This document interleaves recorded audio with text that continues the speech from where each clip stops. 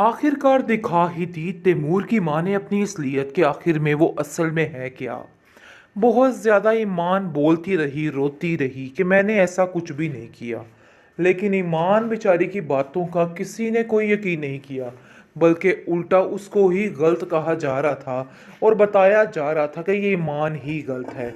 लेकिन जी आप देखेंगे कि जैसे ही उसके घर वाले आते हैं, उसके सामने सारा झूठ फ्रेब वैसे ही शुरू हो जाता है। बहुत ज़्यादा तैमूर कह रहा होता है कि देखो अभी भी वक्त है, हर चीज़ को हैंडल कर लूँगा, मेरी बात को मान जाओ। लेकिन ऐसा कुछ भी नहीं होता है।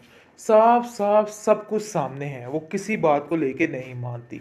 लेकिन ये चीज़ ज़ारा सब कुछ सुन लेती है और सुन के काफ़ी हैरान होती है कि आखिर ऐसा कैसे हो सकता है, कोई इतना बेहिस कैसे हो सकता है, क्योंकि वो भी मजबूर है, ईमान की साइड नहीं लेना चाहती। लेकिन अंदर ही अंदर उसको हर चीज़ का अंदाज़ा हो चुका है कि आखिर चल क्या रहा है और क्या हो सकता है। बहुत परेशानी का आलम बन चुका है, हर तरफ रुसवाई ही रुसवाई बन चुकी है। एक ही बात किए जा रही है ज़ारा और कहती है तुम्हारा यहाँ पे रहना बनता नहीं है। मुझे तो समझ नहीं आ रही कि आखिर तुम यहाँ से जा क्यों नहीं रही हो, तुम्हें यहाँ से चले जाना चाहिए, आखिर तुम्हें समझ क्यों नहीं आ रही। लेकिन जी बहुत जल्द जैसे ही बिलाल को इस चीज़ के बारे में पता चलेगा कि आखिर माजरा हुआ क्या है, तो वो काफ़ी हैरान हो जाएगा और कहेगा कि इतना कुछ हो गया और तुमने मुझे बताया ही नहीं। देखो मैं पहले ही जानता था कि ये सब कुछ होगा, क्योंकि ये लोग इस काबिल नहीं है कि इन लोगों पे यकीन किया जाए। मैं तुम्हें पहले ही समझाता रहा, लेकिन तुमने मेरी एक नहीं सुनी। लेकिन जी अब जाकर समझ आ चुकी है इस बेचारी ईमान को, और वो कहती है कि काश बिलाल मैं तुम्हारी बात का यकीन कर लेती, लेकिन मैंने ऐसा कुछ भी नहीं किया है।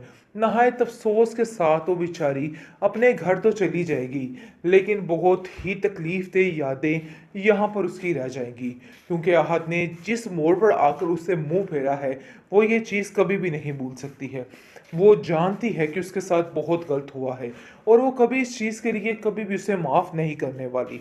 बहुत परेशान है, लेकिन आप देखेंगे कि इन लोगों के मुंह पे ज़रा सी भी कोई हैरानगी नहीं है कि क्या हुआ और क्या नहीं हुआ।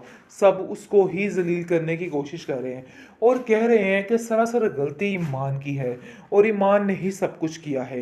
ईमान के लिए सबसे बड़ी अफसोस की बात यह है कि आहत ने भी इस मुश्किल वक्त में उसका साथ नहीं दिया, बल्कि लोगों के साथ मिलकर उसको जलील करने की कोशिश की है और बताया क्या है कि नहीं, वही गलत कर रही है, इसमें सिर्फ और सिर्फ उसी की गलती है और किसी की कोई गलती नहीं है। इसलिए बिला वजह किसी और पर इल्ज़ाम नहीं लगाना चाहिए। और वो भी बड़े अच्छे तरीके से समझ गई है कि यहाँ पर कोई भी इसकी बात सुनने को तैयार नहीं है। एक वाहिद बिलाल ही होगा जो इसकी साइड लेगा, लेकिन वो भी यहाँ पे नहीं है, इसलिए इसको खामोशी से यहाँ पे जाना ही पड़ेगा। लेकिन बहुत जल्द तैमूर की सारी असलियत खुल के सामने आ जाएगी और पता चल जाएगा कि आखिर इसने क्या किया है और क्या नहीं किया, क्योंकि अंदर ही अंदर घुटता चला जा रहा है, सोच रहा है कि आखिर ये सब कुछ हुआ तो हुआ कैसे, यानी कि सारा मामला ही तबाह हो गया। मुझे तो कुछ समझ नहीं आ रही, आखिर मैं कैसे इस मसले को सुलझाऊं।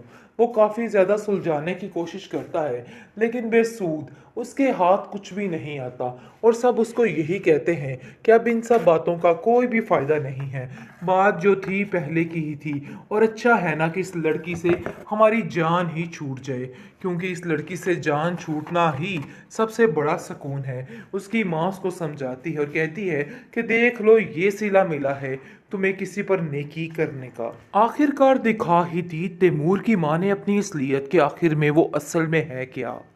बहुत ज़्यादा ईमान बोलती रही रोती रही कि मैंने ऐसा कुछ भी नहीं किया। लेकिन ईमान बेचारी की बातों का किसी ने कोई यकीन नहीं किया, बल्कि उल्टा उसको ही गलत कहा जा रहा था और बताया जा रहा था कि ये ईमान ही गलत है। लेकिन जी आप देखेंगे कि जैसे ही उसके घर वाले आते हैं, उसके सामने सारा झूठ फ्रेब वैसे ही शुरू हो जाता है। बहुत ज़्यादा तैमूर कह रहा होता है कि देखो अभी भी वक्त है, हर चीज़ को हैंडल कर लूँगा, मेरी बात को मान जाओ। लेकिन ऐसा कुछ भी नहीं होता है। साफ साफ सब कुछ सामने है, वो किसी बात को लेके नहीं मानती। लेकिन ये चीज़ ज़ारा सब कुछ सुन लेती है और सुन के काफ़ी हैरान होती है कि आखिर ऐसा कैसे हो सकता है। कोई इतना बेहिस कैसे हो सकता है, क्योंकि वो भी मजबूर है, ईमान की साइड नहीं लेना चाहती, लेकिन अंदर ही अंदर उसको हर चीज़ का अंदाज़ा हो चुका है कि आखिर चल क्या रहा है और क्या हो सकता है। बहुत परेशानी का आलम बन चुका है, हर तरफ रुसवाई ही रुसवाई बन चुकी है। एक ही बात किए जा रही है ज़ारा और कहती है, तुम्हारा यहाँ पे रहना बनता नहीं है। मुझे तो समझ नहीं आ रही कि आखिर तुम यहाँ से जा क्यों नहीं रही हो। तुम्हें यहाँ से चले जाना चाहिए। आखिर तुम्हें समझ क्यों नहीं आ रही। लेकिन जी बहुत जल्द जैसे ही बिलाल को इस चीज़ के बारे में पता चलेगा कि आखिर माजरा हुआ क्या है, तो वो काफ़ी हैरान हो जाएगा और कहेगा कि इतना कुछ हो गया और तुमने मुझे बताया ही नहीं। देखो, मैं पहले ही जानता था कि ये सब कुछ होगा, क्योंकि ये लोग इस काबिल नहीं है कि लोगों पे यकीन किया जाए। मैं तुम्हें पहले ही समझाता रहा, लेकिन तुमने मेरी एक नहीं सुनी। लेकिन जी अब जाकर समझ आ चुकी है इस बेचारी ईमान को, और वो कहती है कि काश बिलाल मैं तुम्हारी बात का यकीन कर लेती, लेकिन मैंने ऐसा कुछ भी नहीं किया है।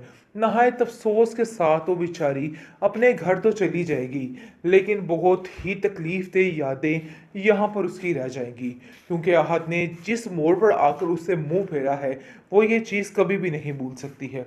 वो जानती है कि उसके साथ बहुत गलत हुआ है और वो कभी इस चीज़ के लिए कभी भी उसे माफ़ नहीं करने वाली। बहुत परेशान है, लेकिन आप देखेंगे कि इन लोगों के मुंह पे ज़रा सी भी कोई हैरानगी नहीं है कि क्या हुआ और क्या नहीं हुआ। सब उसको ही जलील करने की कोशिश कर रहे हैं और कह रहे हैं कि सरासर गलती ईमान की है और ईमान ने ही सब कुछ किया है।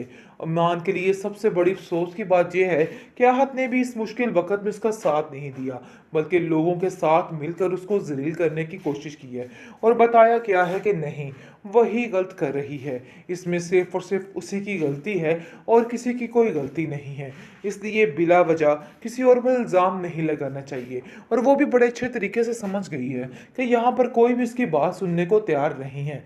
एक वाहिद बिलाल ही होगा जो इसकी साइड लेगा, लेकिन वो भी यहाँ पे नहीं है, इसलिए इसको खामोशी से यहाँ पे जाना ही पड़ेगा। लेकिन बहुत जल्द तैमूर की सारी असलियत खुल के सामने आ जाएगी और पता चल जाएगा कि आखिर इसने क्या किया है और क्या नहीं किया, क्योंकि अंदर ही अंदर घुटता चला जा रहा है, सोच रहा है कि आखिर ये सब कुछ हुआ तो हुआ कैसे, यानी कि सारा मामला ही तबाह हो गया।